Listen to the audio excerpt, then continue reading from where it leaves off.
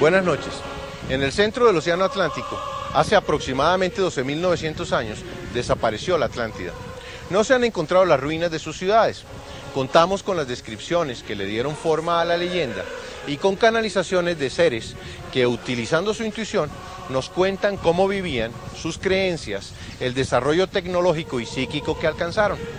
Basándonos en estas fuentes, hemos recreado la isla nunca encontrada y a Poseidonis, su capital. Acompáñenos en este viaje al corazón de la civilización desaparecida, de la cual derivan nuestros conocimientos. La descripción más antigua de la Atlántida es la realizada por Platón en el diálogo con Critias, nieto de Solón, un gobernante griego que visitó Egipto en el año 590 a.C. Recibió esa información de sacerdotes egipcios. La recreación que veremos se basa en esa descripción y en la información recopilada por seres extraordinarios que tienen la capacidad de acceder a los archivos akáshicos del universo. Allí se almacena la memoria de la naturaleza. Contienen todas las experiencias pasadas y presentes de todos y cada uno de los individuos de este planeta. Cada ser vivo está inmerso en un mar de energías. Se encuentra siempre en contacto con los ritmos y armonías de todas las energías de su universo, pero solo unos pocos son conscientes de ello.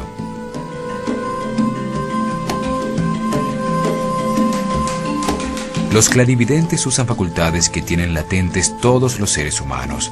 Pueden percibir los canales distintos a los 5 sentidos tradicionales y captan eventos que suceden a distancia en el espacio y el tiempo, almacenados en esos archivos akáshicos.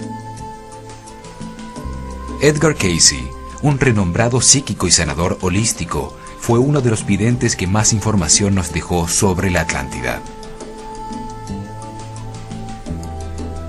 Nació en Estados Unidos en 1877.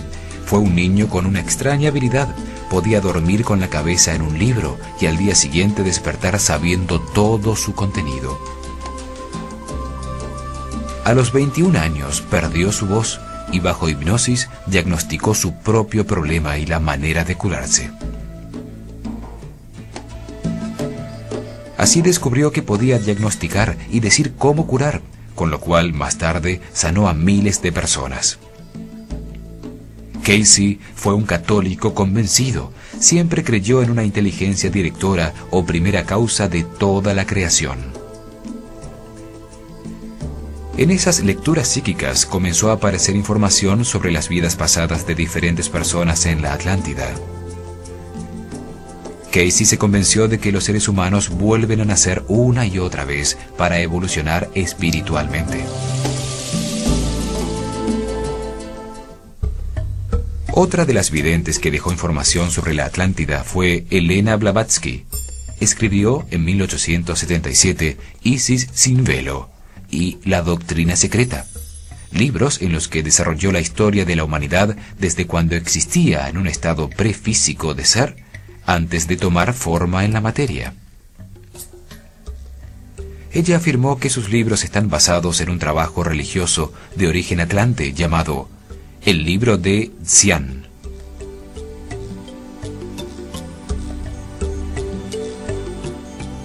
Situó una cadena de 10 islas en la mitad del Atlántico, donde dice que vivió la cuarta raza raíz o cuarto estado de evolución de la humanidad, hasta que se hundió bajo las aguas del Atlántico hace 12.900 años.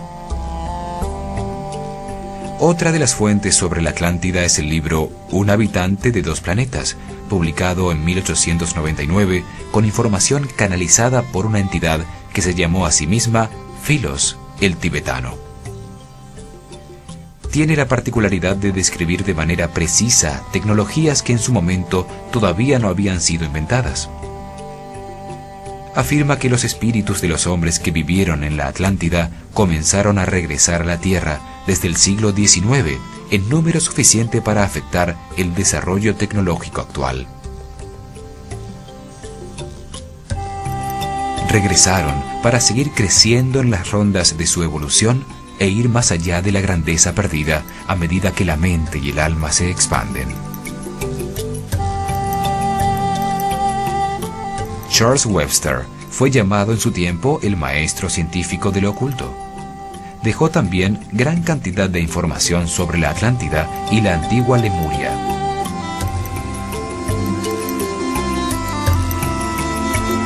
Otro caso es el del colombiano Gerardo Schmedling, quien experimentó la muerte clínica a los 22 años y se encontró con seres de dimensiones no físicas.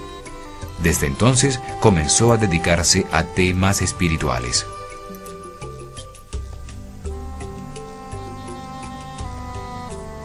Ha canalizado información sobre la estructura del universo y la ciencia del amor, con lo que reencontró las 7 leyes del universo.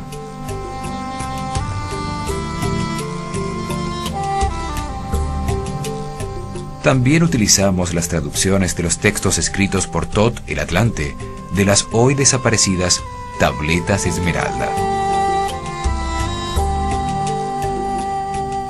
Toda esta información obtenida por medios psíquicos, junto con los datos históricos suministrados por Platón, nos permite ilustrar el mundo desaparecido de la Atlántida para sacarlo de las aguas de la inconsciencia donde está sumergido.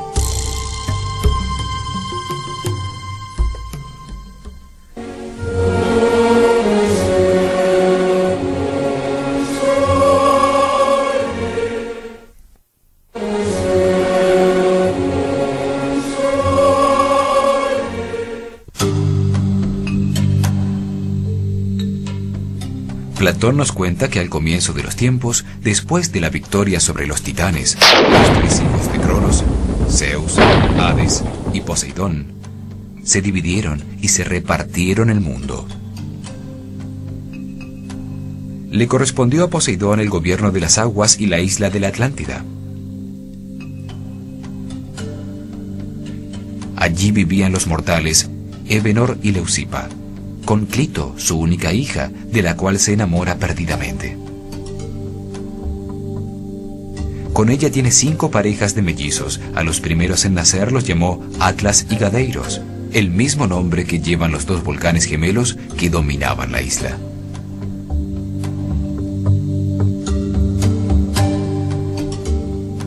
Atlas, el primogénito, se convirtió en el primer rey de la isla y llamó con su nombre, Atlántico, al océano que la rodeaba.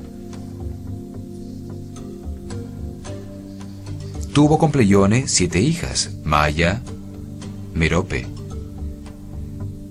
Asterope, Taigeta, Selaeno, Electra y Alcione. Las 7 Atlantes que los griegos llamaron las Pléyades. A cada una le correspondió una de las islas de la Atlántida. Otro hijo de Poseidón, con Euríala, Orión el gigante cazador, se enamora de ellas.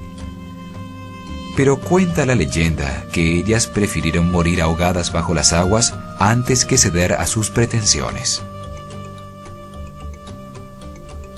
Así aparece la constelación de Orión, llamada Tamuz por los caldeos, y Sahú por los egipcios, que persigue eternamente por la bóveda celeste a las 7 hermanas, el cúmulo de 7 estrellas de la constelación de Tauro. Comienza así la monarquía atlante, que por muchos miles de años fue de carácter hereditario, aunque más tarde, con la evolución de su sociedad, se comenzó a elegir al rey por votación popular. Se escogía entre los 7 rishis, u hombres más sabios de la Atlántida, a quien gobernaría hasta su muerte.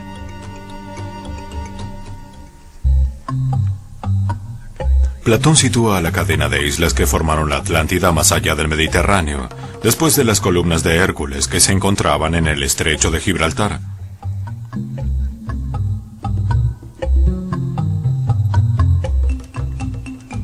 Al movernos verticalmente por el planeta sobre la línea de 45 grados de longitud al oeste del meridiano de Greenwich, partiendo del Ecuador, se llega a los 25 grados de latitud norte, un poco más arriba del trópico de Cáncer.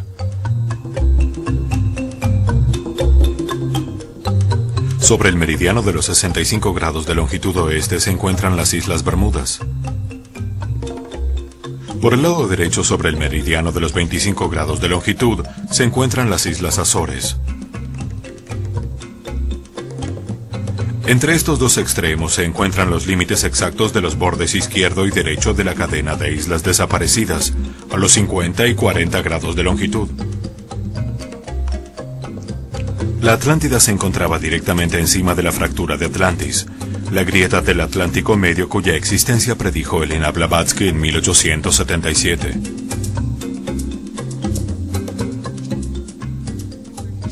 Esta grieta separa la placa tectónica que soporta el continente suramericano de la placa que soporta a África y la placa de Norteamérica de la placa tectónica euroasiática.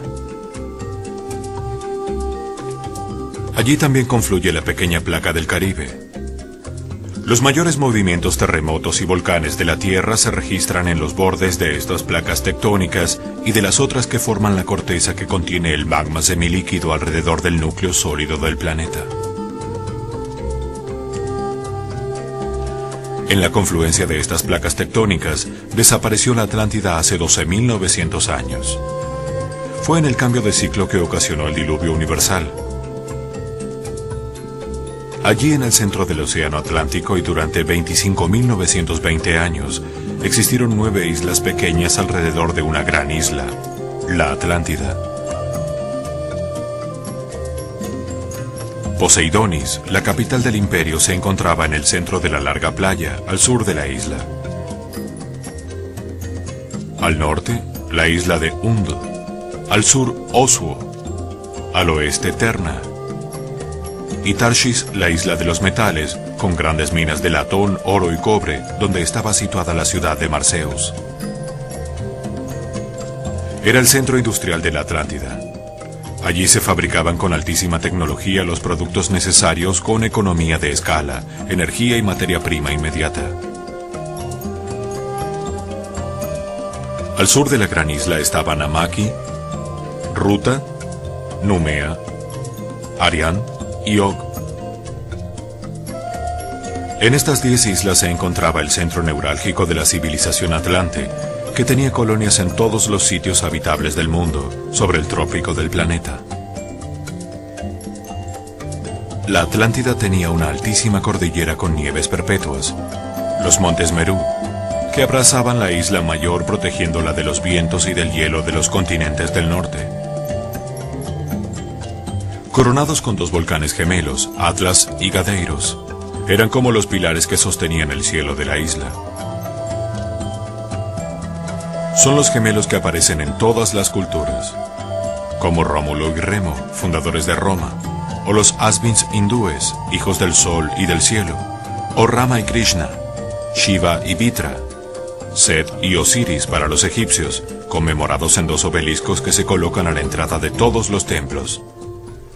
En el centro de la isla, una gran planicie levemente elevada sobre el mar que formaba una suave aguas del Atlántico.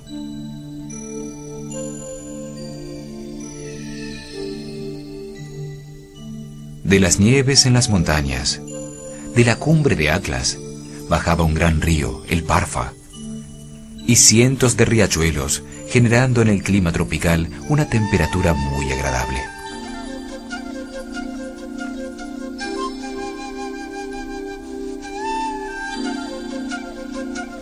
Una serie de cataratas oxigenaban el agua limpia y pura que cayendo desde las grandes alturas se convertía en el gran río Parfa, que luego era sabiamente aprovechado por los atlantes.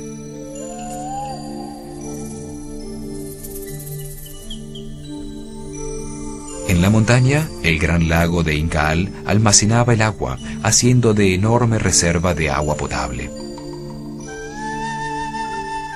El río Parfa llegaba a una enorme red reticulada con miles de kilómetros de canales que irrigaban con agua dulce, aún en verano, la gigantesca planicie de tierra fértil.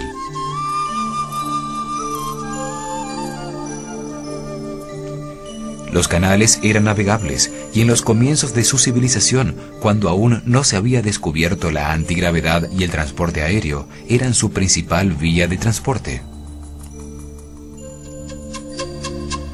La enorme planicie estaba dividida en forma de cuadrícula, formándose 600 cleros o cuadrados que permitían regar la tierra que se cultivaba intensivamente. Se recogía en 2 cosechas al año suficiente comida para toda la población de la isla y sobraba una gran cantidad que se exportaba a las lejanas colonias en los otros continentes.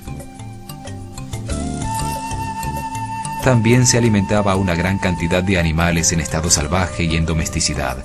Todos encontraban alimentos y pastos de sobra, aun los que se encontraban.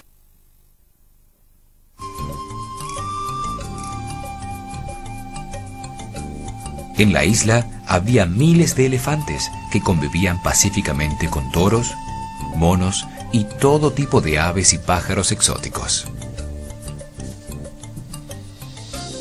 Además de todo esto, producían los perfumes que embalsaman el ambiente en todas partes, procedentes de raíces, hierbas y árboles de incienso, destilados por las flores y las frutas. Una variedad de flores llenaba de colorido las cañadas y riachuelos, y todo tipo de frutas como cocos, piñas, papayas y mangos servían de alimento en cantidades incontables. La isla, favorecida por el sol tropical, prodigaba sus tesoros con abundancia en momentos en que la mayoría del planeta se encontraba cubierto de hielo. La enorme planicie, totalmente irrigada, era cultivada intensamente, y miles de palmeras se mecían con el viento. Con los estándares de hoy, podría producir una cosecha de unos 15 millones de toneladas de arroz, además de otros cultivos adicionales suficientes para alimentar a una población de 30 millones de personas y tener sobrantes para exportar. Al norte, frente a la central Atlántida, en la pequeña isla con forma casi circular que se llamaba Undl, vivían los maestros sobrevivientes de la antigua escuela lemuriana de misterios de Nakal. Tenían su centro de enseñanza y su templo al frente, en la isla de la Atlántida, en lo más alto del monte Merú, entre las cumbres de Atlas y Gadeiros, dominando la ciudad de Poseidonis. Allí, a la sombra de los volcanes, los atlantes construyeron la escuela de misterios de Nakal. Era el colegio de los sacerdotes atlantes. De allí se derivaron la escuela babilonia de misterios, la escuela egipcia de misterios del ojo derecho de Horus y los esenios, en medio de los cuales nació mucho más tarde Jesús.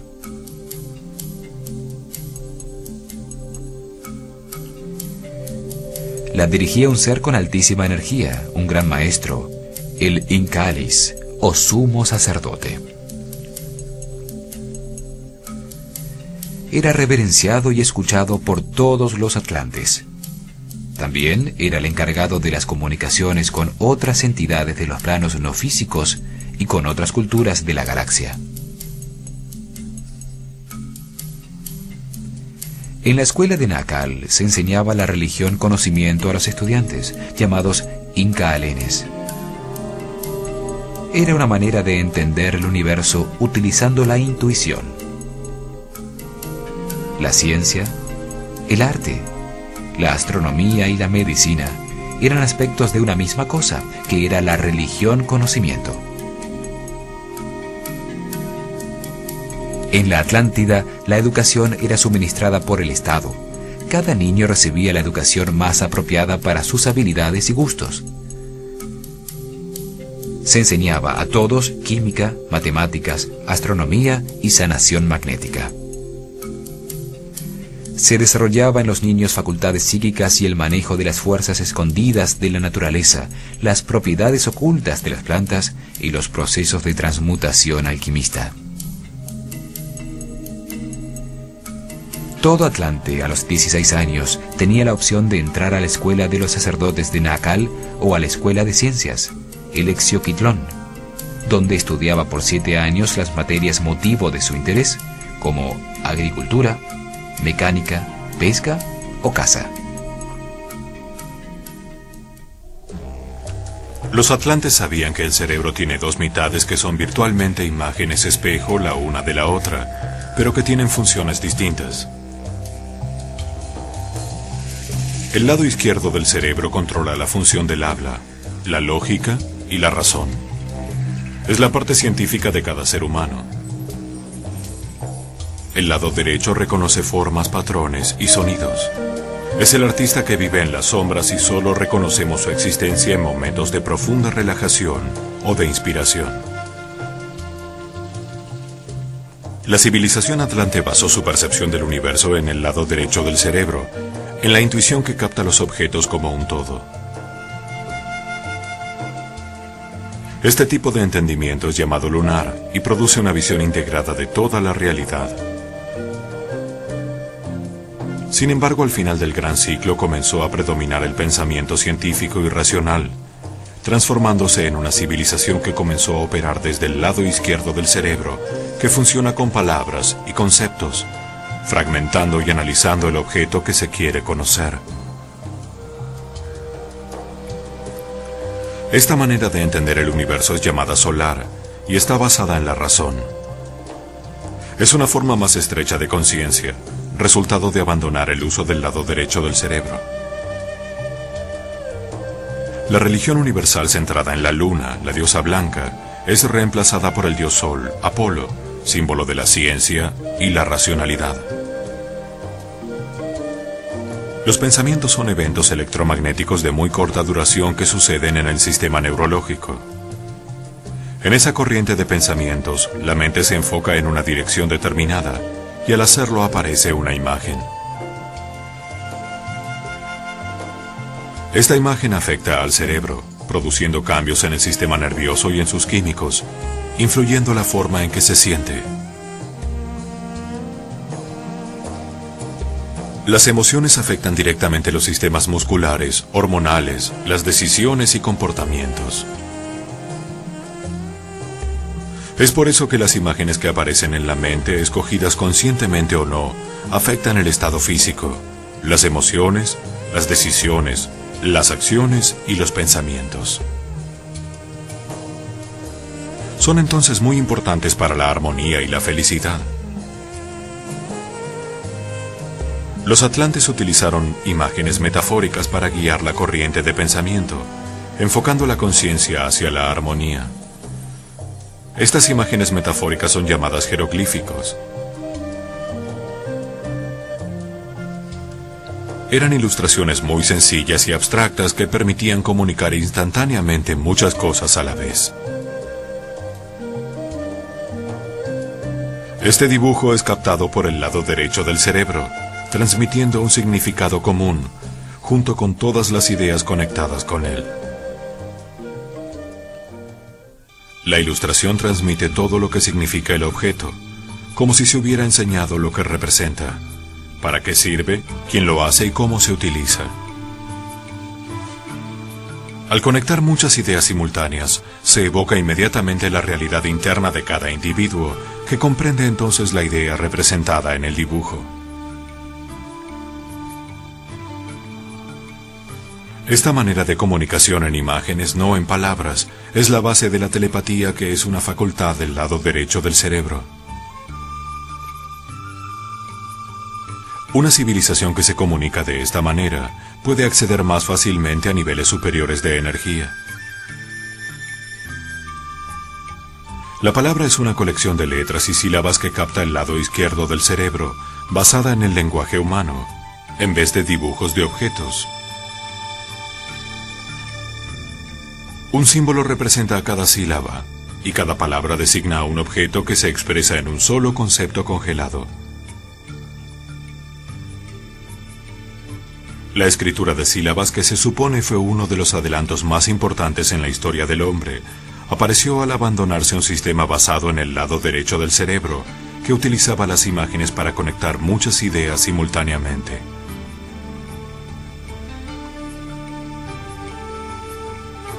Ese fue realmente el significado de la Torre de Babel. Representó la pérdida de la comunicación a través de las imágenes, un suceso que atrasó el desarrollo de la conciencia del hombre. Esa manera lunar e intuitiva basada en el lado derecho del cerebro, combinada con la manera actual racional, basada en el lado izquierdo, puede conducir al hombre a un sitio nuevo. La utilización simultánea de los dos hemisferios puede acelerar el desarrollo de su conciencia y conducirlo a elevadísimos niveles de energía. Ese fue el caso de los mayas. Seguramente este es el propósito del universo: conducir a la humanidad de la intuición a la razón y luego a un estado simultáneo de razón e intuición. Las facultades psíquicas están ahí como herencia de la raza, esperando el esfuerzo individual para recobrarlas y darle a nuestro carácter más claridad y más poderes trascendentes. Es muy importante reconocer la existencia de un sistema de conocimiento que perciba al universo como un todo. Una forma distinta a la fragmentada, irracional del hombre actual, que no le permite encontrar el sentido a la vida. Esa es una de las conexiones que debemos hacer con los atlantes para aprovechar las experiencias pasadas, que son como el agua que fluye en la mente de la humanidad. A través de los canales de riego que bordeaban los campos cultivados o los pastos con ganado y ovejas, el agua del río Parfa llegaba hasta el anillo exterior de la ciudad circular de Poseidonis. Tenía 30 kilómetros de diámetro. La ciudad estaba diseñada como una sucesión de anillos circulares de tierra y agua comunicados por 10 puentes colgantes. 4 puentes colgantes comunicaban el campo con la ciudad, atravesando la muralla circular exterior de bronce, que conformaba las gradas de un enorme hipódromo que le daba la vuelta a todo el anillo de tierra y proporcionaba una vasta carrera a las competencias de caballos y jinetes. Protegida por las murallas de metal y entre anillos de agua, en su interior se encontraba la ciudadela real y miles de viviendas, que en medio de jardines y piscinas giraban alrededor del núcleo central de la ciudad. Sus conocimientos de la transmutación de elementos y metales y las grandes minas en la isla de Tarshish permitieron la utilización en gran escala de metales en la arquitectura. Los edificios eran construcciones de grandes proporciones, muchos de los cuales tenían jardines en sus cubiertas. Había fuentes en todas partes. Muchas de las casas tenían forma de domos y de conos que terminaban como agujas. 4 puentes colgantes de auricalco conducían al segundo anillo de tierra, que tenía medio kilómetro de ancho. Allí, entre jardines y fuentes, construyeron templos piramidales y viviendas. Estaban la mayoría de las casas de los oficiales de la corte y el palacio de los extranjeros, donde se alojaba a los forasteros por cuenta del gobierno, mientras decidieran permanecer en Poseidonis. Otro puente colgante de gigantescas torres de auricalco atravesaba el último canal con agua que rodeaba el complejo, llegando a una gran plaza por una amplia avenida. En el centro, dominando la ciudad, sobre una planicie circular de 1 kilómetro de diámetro, se encontraba el templo sagrado del Incalitlón, construido en granito blanco pulido que destellaba al sol.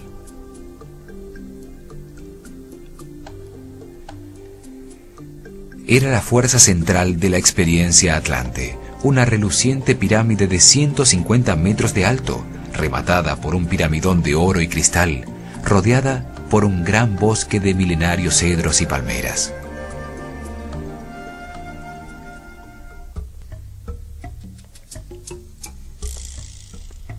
Enmarcando el acceso al templo, 2 altísimos obeliscos de oro, donde estaban inscritas las leyes que regulaban su sociedad.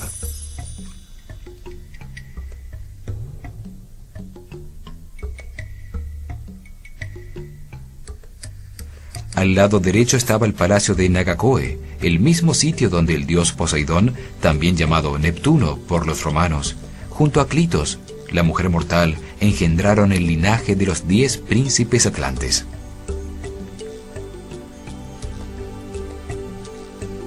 Allí, en un palacio hecho totalmente de oro, rodeado de jardines y plazas, continuaba viviendo el rey de la Atlántida. Al lado izquierdo de la plaza, las enormes cúpulas que contenían las termas de los baños públicos de las Nereidas, con sus cámaras hirvientes y sus heladas piscinas. En el gran templo de Incalitlón cabían 75.000 personas. Estaba dedicado al Incaal, el punto neutro entre las fuerzas negativa y positiva, el punto cero de la polaridad.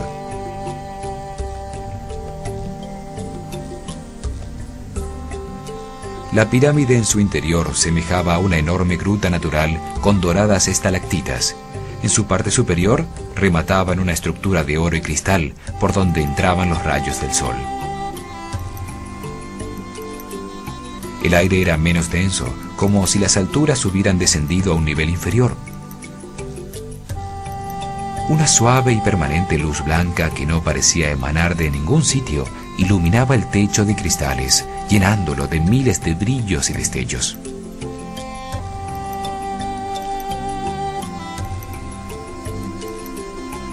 En todo el centro de la gigantesca pirámide, flotando sobre una plataforma compuesta por dos triángulos equiláteros intersectados de baquelita roja, se encontraba un gigantesco cubo de cristal de cuarzo. Lo llamaban Tuaoi, o el cristal del fuego de la muerte.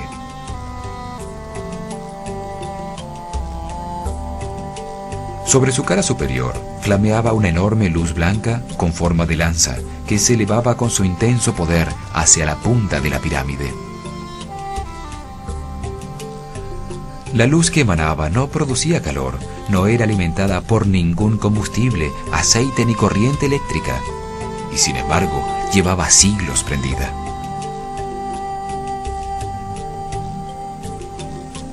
Era un vórtice energético, una puerta de comunicación interdimensional, a través del cual la fuerza primaria de vida, como un rayo de luz que atraviesa un prisma, se manifestaba en el mundo físico de las formas.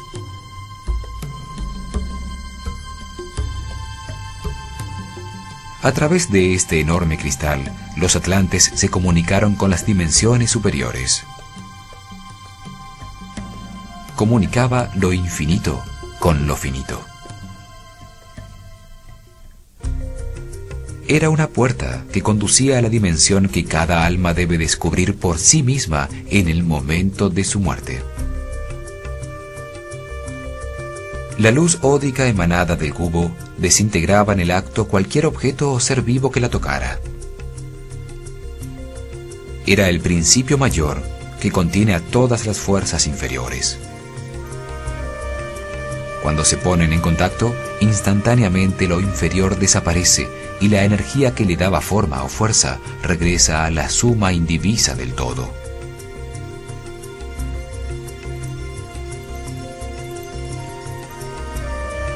En el centro del Incalitlón, en el centro de Poseidonis, se realizaba la ceremonia de la muerte para todos los atlantes. El cuerpo físico de los que morían era colocado sobre el tetraedro de baquelita, bajo el cubo de cristal, elevándolo suavemente hasta que la luz ódica lo tocaba, desintegrándose instantáneamente al entrar en contacto con el fuego de la muerte. De esa manera, la luz del cristal desintegraba simultáneamente el cuerpo físico y cuerpo astral, donde residen los archivos de la personalidad temporal del Atlante que acababa de morir.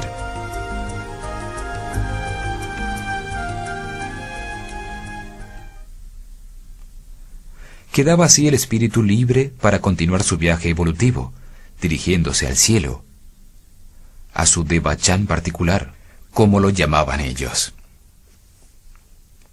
Allí permanecerá 80 días por cada día vivido en la tierra antes de reencarnar en un plano de progreso más elevado. Muchas vidas engarzadas como cuentas en el cordón de plata del espíritu individual.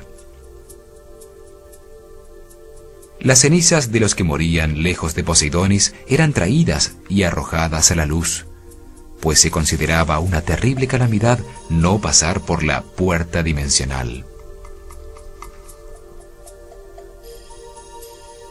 Creían que un espíritu no liberado de sus cuerpos por la luz del Incal prolongaba innecesariamente su estadía en el plano físico, alimentándose de la energía magnética que emitía un ser querido que no aceptara la muerte ocurrida.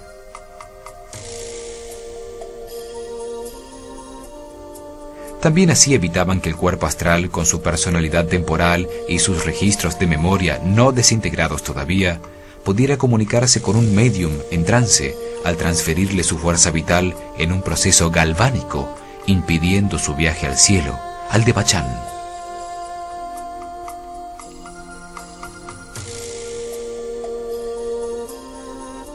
El espíritu, libre de los cuerpos astral y físico, sale del mundo de las causas para llegar al mundo de los efectos, a su cielo particular, su Devachan, un mundo distinto creado por la fantasía de cada individuo.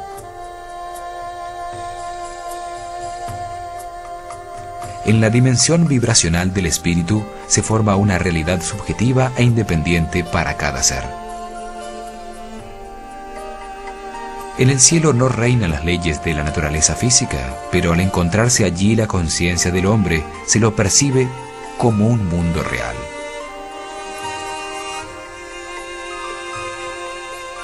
Así se pasa del estado llamado vida al Devachan o nirvana. El cielo se forma a partir de los lugares conocidos durante la vida terrenal, transformados en visiones maravillosas. Allí, apaciblemente, rodeado de las cosas que más le gustan, el hombre vuelve a vivir lo experimentado en la vida terrenal, pero con resultados siempre perfectos.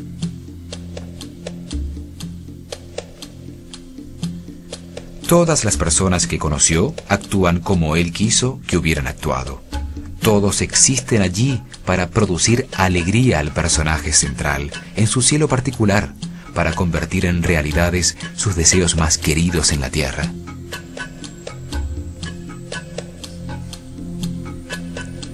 El cielo extrae las escenas de lo vivido en la tierra, son la base de lo que se experimenta. Se vuelve a vivir sin las limitaciones experimentadas en la vida. Se produce un encuentro con los seres amados idealizados. El padre ideal, la madre ideal, los amigos que solo producen alegría. Se vuelve a crecer en medio de total libertad. Todo sucede sin dolor, ni pena, ni enfermedad, ni angustia. Porque esas son condiciones terrenales que forzosamente quedan en la tierra. La permanencia en el cielo, reviviendo las experiencias con los resultados siempre deseados, solo obteniendo recompensas y felicidad, permite al espíritu comparar las dos situaciones.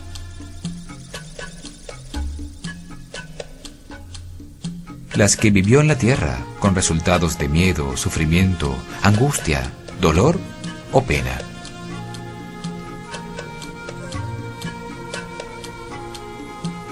Las revividas en el cielo, siempre con resultados de amor, paz, armonía, abundancia y felicidad.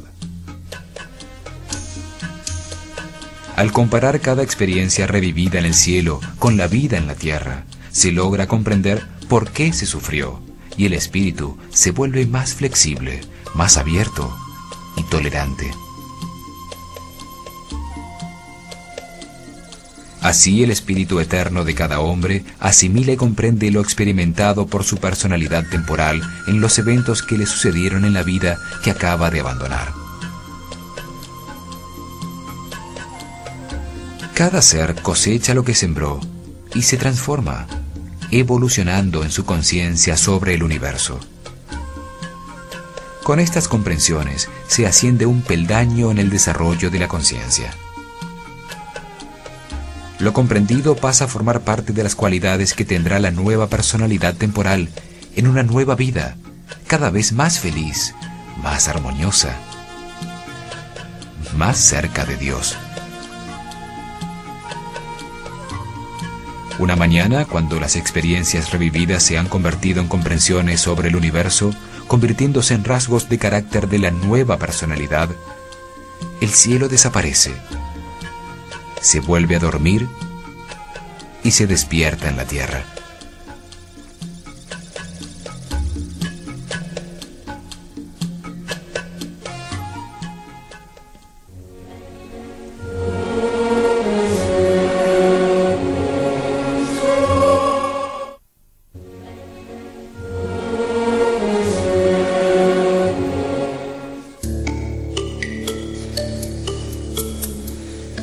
El conocimiento y la comprensión de las leyes universales dan herramientas a cada ser humano para llenar su vida presente de armonía y felicidad.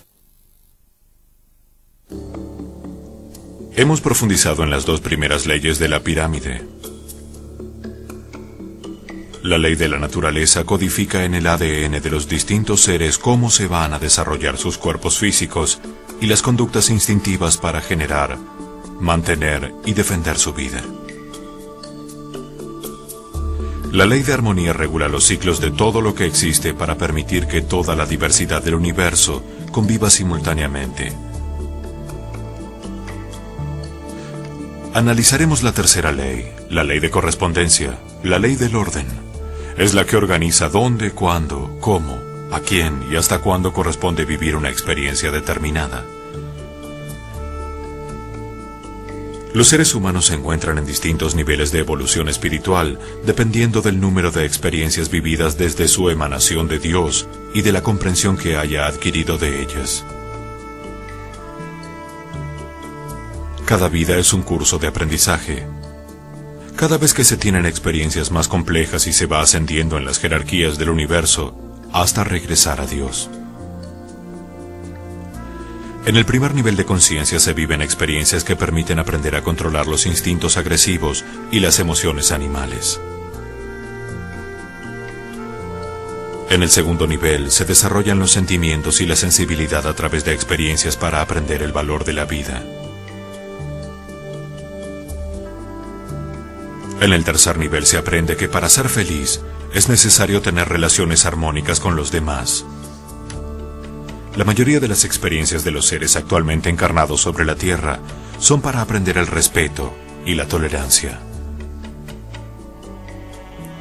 La humanidad se encuentra en el amanecer de la galaxia, a punto de entrar al cuarto nivel de conciencia, donde el respeto y la tolerancia encontrados permitan una nueva era de armonía, paz y felicidad. En este nivel se comprenden las leyes universales. Se aprende a asumir las decisiones. Se aceptan todos los eventos de la vida como parte de un proceso de aprendizaje. No se culpa ni se juzga a nadie por lo que sucede. El planeta Tierra está diseñado para contener los primeros niveles de evolución de conciencia del universo. La ley de correspondencia determina el lugar de nacimiento y cuáles son las condiciones socioculturales necesarias para producir las experiencias de aprendizaje que corresponden al individuo que va a encarnarse, según cuál sea el nivel en que se encuentre. Determina también la familia en que se nace, teniendo en cuenta que debe tener un nivel de conciencia similar al de su propio desarrollo. También define qué tipo de cuerpo o sexo le corresponde experimentar en esta nueva vida para facilitar las experiencias que necesita atravesar para evolucionar. Si comparamos nuestra experiencia en la Tierra con la estructura de un colegio, veremos que hay alumnos en distintos niveles, cada uno con materias, profesores, compañeros y salones distintos, cada uno en su nivel correspondiente.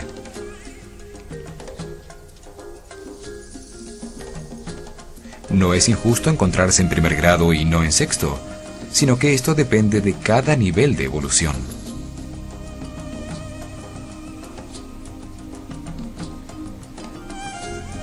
No existe entonces la injusticia, solo una correspondencia entre el nivel de evolución de la conciencia con las circunstancias que se viven.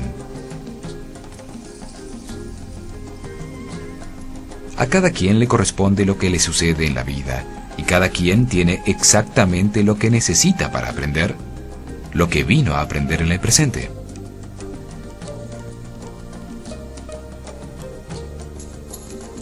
En el ejemplo del colegio, la ley de correspondencia determina qué materias o experiencias son las que el estudiante debe vivir para seguir avanzando en su comprensión sobre la vida.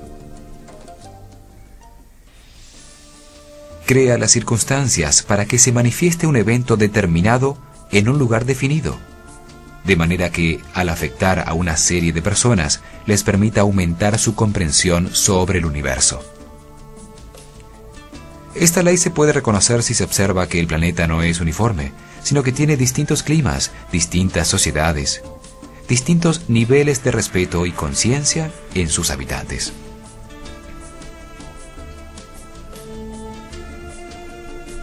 Si algo sucede en alguna parte, es porque corresponde que así sea.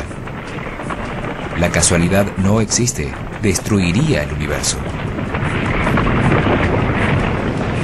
Cada ser puede escoger entre aceptar todos los eventos de la vida como necesarios para la evolución espiritual o luchar contra ellos, y colocarse en un camino de sufrimiento si no acepta lo que sucede.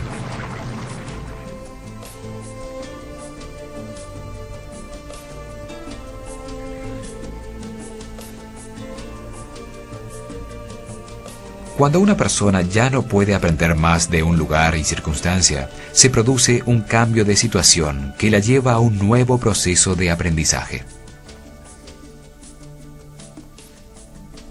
Siempre sucede lo que tiene que suceder, y lo que no, no sucede. Por eso, no hay nada que temer. La ley de correspondencia regula el destino de cada ser, determinando las experiencias que debe vivir para comprender algo que permita a su conciencia evolucionar, haciéndolo más sabio. Todos los seres humanos se encuentran en el colegio de la vida para ir aprendiendo gradualmente. Esto se logra a través de sucesivas vivencias, correspondientes con el nivel de su evolución. A medida que se asciende en la comprensión, las experiencias van cambiando. La evolución es un proceso gradual que permite comprender que todo sucede por amor en un proceso definido por las leyes universales. En este programa hemos llegado al corazón de la Atlántida, la plaza central de Poseidonis, donde se encontraba el Incalitlón, el Palacio de Nagacoe y los baños termales de las Nereidas. En nuestro próximo programa veremos el trazado urbano de la capital radial del imperio. También continuaremos profundizando en su más importante legado, las 7 leyes universales. Acompáñenos.